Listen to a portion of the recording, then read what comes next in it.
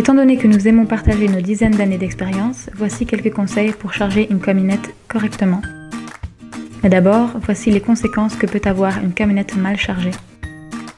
Lorsqu'une camionnette est mal chargée, certains éléments, freins, embrayage, suspension, devront être remplacés plus vite. La durée de vie du véhicule sera également plus courte, ce qui engendrera des dépenses supplémentaires.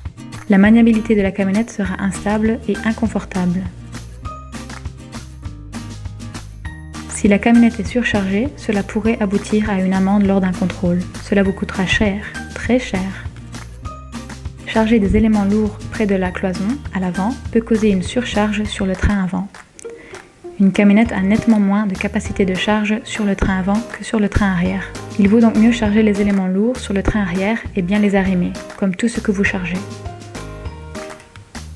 Étant donné qu'il n'y a pas de porte coulissante sur le côté gauche, vous avez plus de possibilités pour charger de ce côté. Il vaut mieux charger les éléments lourds au fond à droite et c'est là le plus près possible de la surface de chargement. Lorsque vous chargez les échelles sur le toit, ne chargez pas trop et pas tout du même côté. Cela rend le véhicule incroyablement lourd. Respectez la charge de toit spécifiée par le constructeur et répartissez la charge. Pour les véhicules équipés d'un porte-verre sur le côté gauche, il est important de charger les éléments lourds du côté droit.